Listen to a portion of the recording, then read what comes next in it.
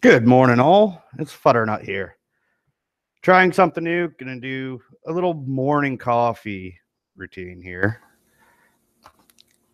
Give you a little insight. Slowed down on my drinking. Now I got a little bit more energy in the morning. And I don't know. I kind of like to look at some news when I wake up. So I am going to share some of the news that I'm finding from our trustworthy sources, such as Huffington Post, CBC, and whoever else I find. So let's get into it. I will screen share.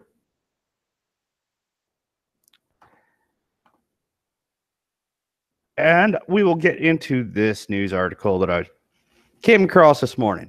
Black Lives Matter, New York City, inspired by Toronto chapter's call for removal of uniformed police. Then there's a quote here. Pride is actually ours. Queer and trans people of color actually started this. BLM co-founder says.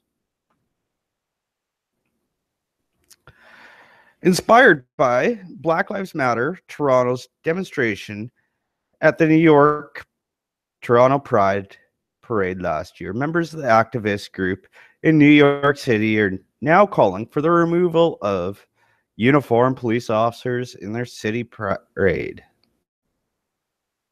Come on. Let us start off by saying that we stand in full solidarity with our siblings of the Toronto chapter of Black Lives Matter. Read a statement by Black Lives Matter New York City on Sunday afternoon. In addition to the removal of uniformed officers, the group also called for Pride organizers in New York to do more to emphasize queer and transgender Black communities. This is already kind of being, please, I'm more oppressed than the other people. Follow me, follow me. Okay, so official statement. No to Pride. What? Fuck, whatever. The statement comes the same day that the group of some 100 Toronto police officers banned from marching in uniform at the Toronto parade traveled with a group of union representatives to New York City to participate in that city's parade and the invitation of the Gay Officers Action League goal. Don't know why that has to be a thing.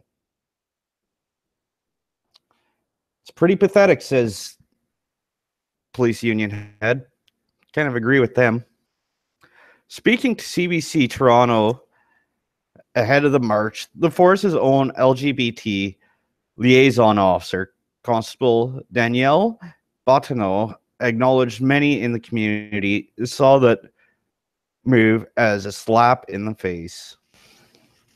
The president of the union, police officers, said they shouldn't need to make the trip. It's pathetic, said McCormick.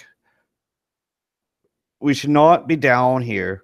We should be in our own city, marching with our own community that we police each and every day. You know what? I actually agree with that. During the 30-minute sit in last year's parade, Black Lives Matter Toronto members demanded that Toronto police floats and booths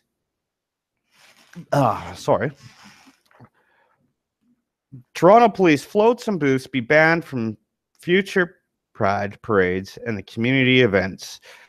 Their demands also include commitment to increase representation among Pride Toronto staff and to better support Black events during the parade. I'm going to stop sharing here and just try to invite somebody, but this seems ridiculous. You know, how do I put this? Pride has Pride Month. There's Black History Month. And granted, there's overlap between the two. There's going to be Black gay people. And I'm not even for the whole Pride Month bullshit. It's current year. I don't think anybody actually has anything real against freaking gay people anymore.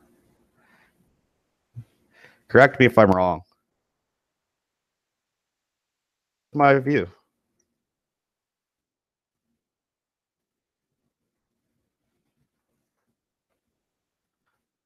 All right. I'll get back to this article.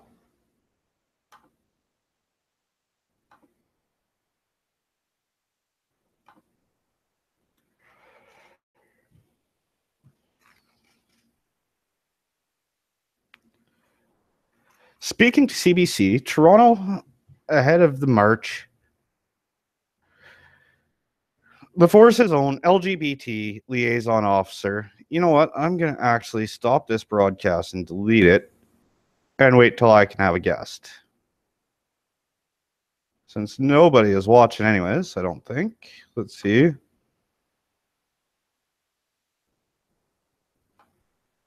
Yeah, no one's watching.